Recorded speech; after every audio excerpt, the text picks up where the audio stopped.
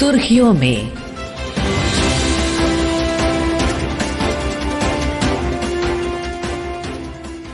ये आकाशवाणी है। प्रस्तुत है कार्यक्रम सुर्खियों में। इसके अंतर्गत सुनिए सरकार की ठोस रणनीति से नष्ट होते नक्सलवाद पर चर्चा।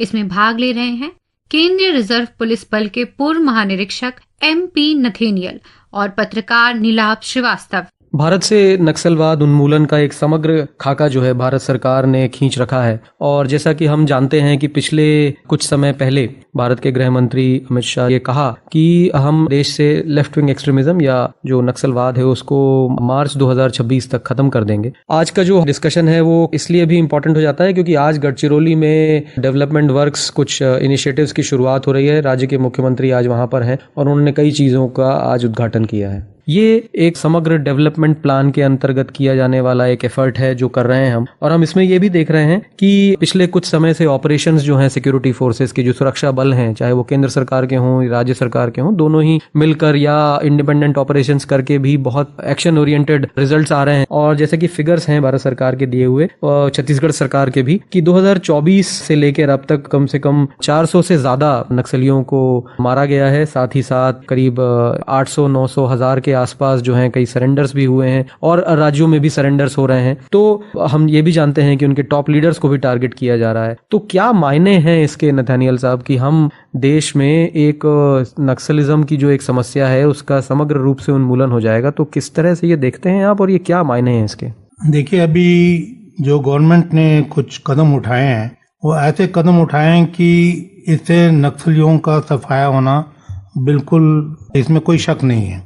सबसे पहले इन्होंने उनका जो फाइनेंस का जो जरिया था वो कट ऑफ कर दिया है और राशन वगैरह जो उनके पास जाते थे वो कट ऑफ कर दिया है। तो इसके वजह से अब वो जो है वो उनको स्ट्रैंगल कर दिया गया है। उनके पास फाइनेंस नहीं है और इनके पास राशन वगैरह लेने का भी कोई साधन नहीं है। दूसरा, डेवलपमेंट इतने जोरों से चल रहा है वहाँ पे।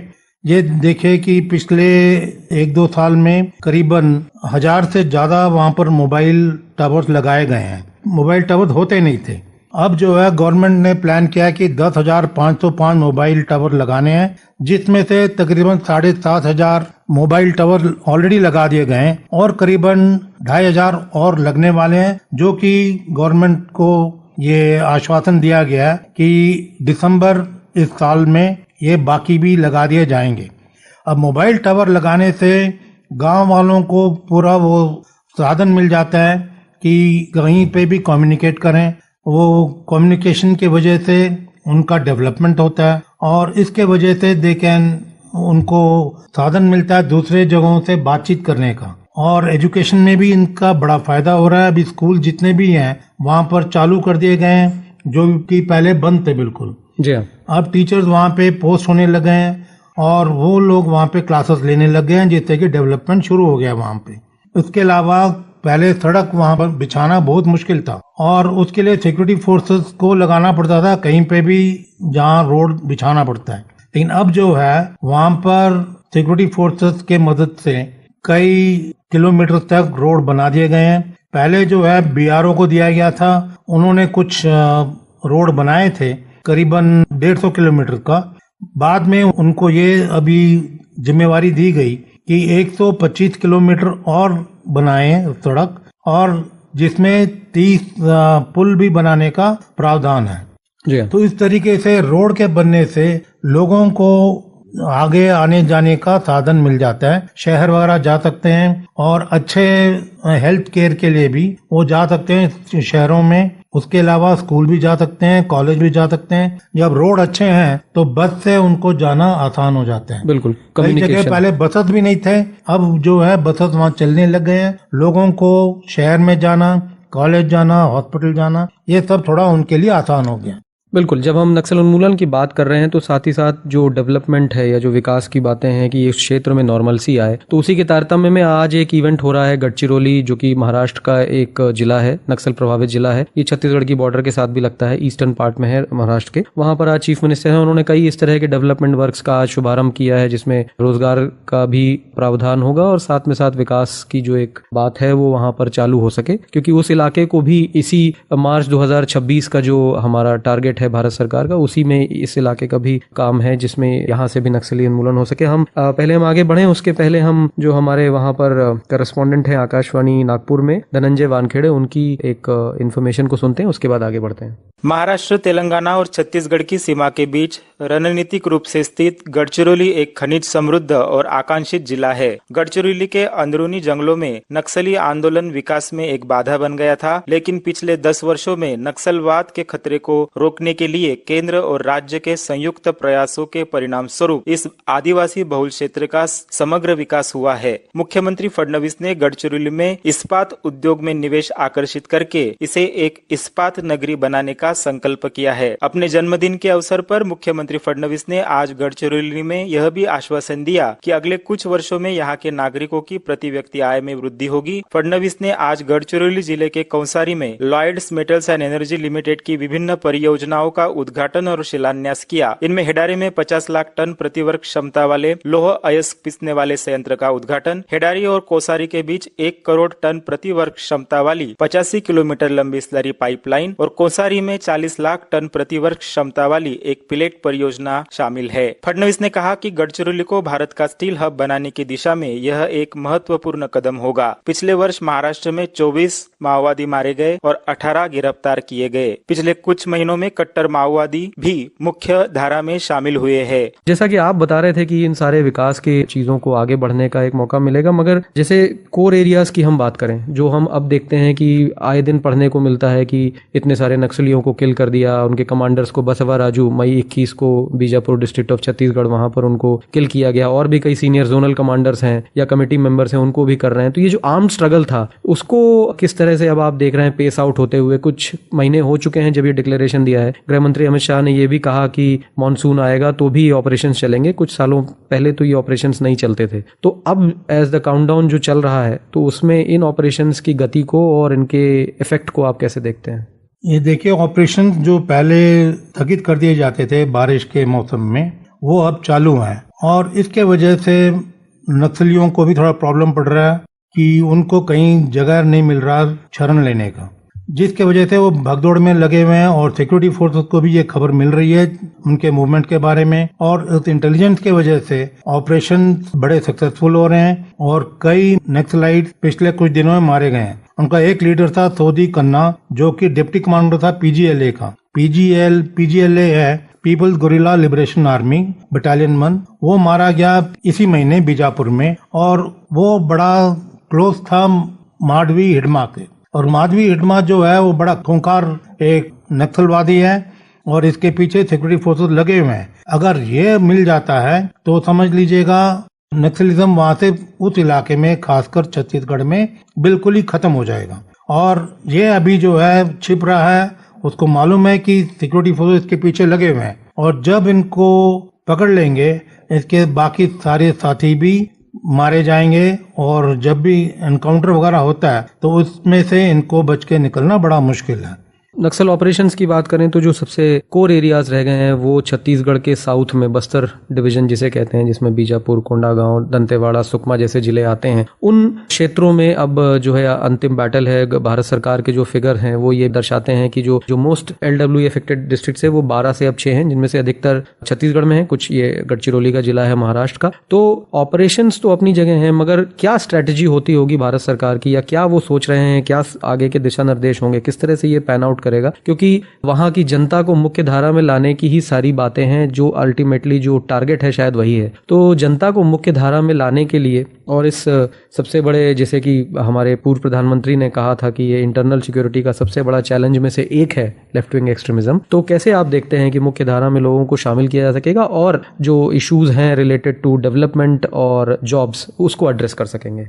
ये जैसे कि आपने कुछ देर पहले कहा कि गढ़चिरौली में ये एक ऐसा डिस्ट्रिक्ट था which was considered most affected district, बहुत ज्यादा अफेक्टेड था। तो वहां पे अब जाके स्टील प्लांट वगैरह खोल दिए जा रहे हैं, और स्टील प्लांट खोलने की वजह से आप अंदाजा लगा सकते हैं कितने हजारों को वहां पे एम्प्लॉयमेंट आराम से मिल सकता है। उसके अलावा स्कूल्स खोले जा रहे हैं और हॉस्पिटल भी खोले जा रहे हैं, 100 बेडेड हॉस्पिटल। अगर 100 बेडेड हॉस्पिटल है तो आप अंदाजा लगा लीजिए कम से कम 400-500 लोगों को तो नौकरी मिलेगी। तो इससे क्या है कि नक्सलवादी की तरफ कोई जाएगा नहीं। हालांकि कोशिश करेंगे रिक्रूट करने के लिए, लेकिन कौन नहीं चाहेगा कि वो अपना आराम से जिंदगी काटे, अपने बीवी बच्चों के साथ रहे। तो जंगलों में भटकने से अच्छा है कि वो इस तरीके कोई एम्प्लॉयमेंट में आ जाएं और अपने बीवी बच्चों के साथ आराम से जिंदगी बिताएं। प्लस ये है कि जितने सरेंडर हो रहे हैं उन लोगों के लिए भी बहुत बढ़िया सा ये इंसेंटिव दिया जा रहा है। 10,000 रुपए हर नक्सलवादी को दिया जा रहा है जो सरेंडर कर रहा है। प्लस उसके अलावा मकान दिया जा रहा है और स्किल डेवलपमेंट के लिए ट्रेनिंग भी दिया जा रहा है। तो इसके वजह से ये बड़ा एक ल्यूक्रेटिव प्रोग्राम गवर्नमेंट ने बनाया है सरेंडर्ड वालों के लिए, और इसको देखते हुए हमें उम्मीद है कि और भी ज्यादा माओवादी आने वाले दिनों में सरेंडर करते रहेंगे। बिल्कुल। और क्योंकि करीबन 400 से ज्यादा मारे गए हैं, ये तो वो खुद ही मान रहे हैं नक्सलवादी कि उनके 357 कैडर मारे गए हैं पिछले साल में, जिसमें से 136 तो महिलाएं थी। इससे उनका मोरल काफी डाउन चल रहा है आजकल। जी हाँ, हम छत्तीसगढ़ की बात कर रहे हैं तो AIR करेस्पॉन्डेंट विकल्प शुक्ला उन्होंने वहां से एक रिपोर्ट भेजी, पहले उसे सुन लेते हैं फिर आगे बढ़ते हैं। मार्च 2026 तक देश को नक्सल मुक्त बनाने के केंद्र सरकार के संकल्प को पूरा करने के लिए छत्तीसगढ़ के माओवाद प्रभावित बस्तर संभाग में भी नक्सलियों के खिलाफ अंतिम लड़ाई जारी है। एक ओर जहां नक्सलियों के उन्मूलन के लिए लगातार ऑपरेशन चलाए जा रहे हैं, वहीं बस्तर के लोगों को विकास की मुख्य धारा से जोड़ने के लिए अनेक योजनाएं भी शुरू की गई हैं। नक्सल उन्मूलन अभियानों के प्रभाव का अंदाजा इसी बात से लगाया जा सकता है कि सिर्फ इस साल सुरक्षा बलों के साथ हुई विभिन्न मुठभेड़ों में 200 से अधिक नक्सली मारे गए हैं। बस्तर के अंदरूनी और दुर्गम क्षेत्रों में सुरक्षा बलों के कैंप स्थापित किए गए हैं ताकि वहां माओवादियों का प्रभाव कम हो और शांति स्थापित हो सके। आत्मसमर्पण करने वाले नक्सलियों के पुनर्वास के लिए राज्य सरकार ने नई नीति लागू की है, जिससे प्रभावित होकर हाल के दिनों में अनेक नक्सलियों ने हथियार छोड़कर आत्मसमर्पण किया है। बस्तर में लोगों के कल्याण के लिए केंद्र और राज्य सरकार द्वारा जो योजनाएं संचालित की जा रही हैं, उनमें से एक है राज्य सरकार की नियद नेला नार यानी आपका अच्छा गांव योजना। इसके तहत माओवाद प्रभावित क्षेत्रों में स्थापित सुरक्षा बलों के कैंप के आसपास के 5 किलोमीटर के दायरे में आने वाले गांवों तक शासकीय योजनाएं पहुंचाने के साथ ही ग्रामीणों को मूलभूत सुविधाएं उपलब्ध कराई जा रही हैं। इन इलाकों में नक्सलियों के डर के कारण बंद हो गए स्कूल फिर से शुरू किए गए हैं। बस्तर में पर्यटन को बढ़ावा देने के उद्देश्य से इस साल पर्यटकों को मानसून ट्रैकिंग भी कराई जा रही है। बस्तर ओलंपिक और बस्तर पंडुम जैसे आयोजन बदलते बस्तर का उदाहरण है। उन दिनों की बात करते हैं जब एक थियरी थी, आइडियोलॉजी की बात थी नथानियल साहब की, पशुपति से लेके नेपाल में साउथ इंडिया के तिरुपति तक का एक कॉरिडोर बनाने की बात थी। बहुत एम्बिशियस था। जो वेपन्स और इक्विपमेंट्स की सप्लाई थी, आर्म्स एम्युनिशन की सप्लाई थी, वो सब भी होती थी और यूं लगता था कि ये जो लाल कॉरिडोर है, रेड कॉरिडोर की बात है, तो वो शायद बहुत इंसिडेंट्स भी वायलेंस के हो रहे थे। तो अभी इस कंटेक्स्ट में जब हम शायद अपने उस टारगेट के कहीं मिडिल में हैं, मार्च 2026 के मिडिल में हैं, तो स्टेट से क्या अपेक्षा होनी चाहिए? क्या भारत सरकार ने इस पे कहा है और क्या आपको लगता है एज ए सिक्योरिटी एनालिस्ट किया जाना चाहिए? गवर्नमेंट ने एक कदम ये उठाया है कि रेलवे कनेक्शन देने की कोशिश कर रहे हैं और ऑलरेडी ये प्लान में है कि कोतागुडम जो कि तेलंगाना में है, वहां से लेकर किरंदुल तक ये रेलवे लाइन बिछाया जाए और रेल वहां पर जानी शुरू हो जाए। उसके अलावा सड़क भी बना रहे हैं ताकि लोगों को आने जाने में आसानी रहे, और यह जब सड़क कनेक्ट हो जाएंगे तो पूरा इलाका वहां पे कनेक्ट हो जाएगा और लोगों को बड़ा आराम से एक जगह से दूसरे जगह जाने में सुविधा होगी। इसके अलावा वहां पर मोबाइल टावर्स भी लगाए गए हैं।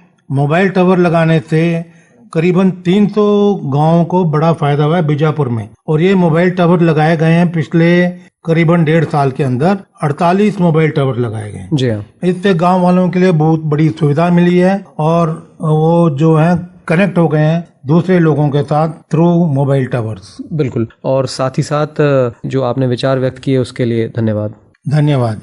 अभी आप सुन रहे थे सरकार की ठोस रणनीति से नष्ट होते नक्सलवाद पर चर्चा। इसमें भाग ले रहे थे केंद्रीय रिजर्व पुलिस बल के पूर्व महानिरीक्षक MP नथेनियल और पत्रकार नीलाभ श्रीवास्तव।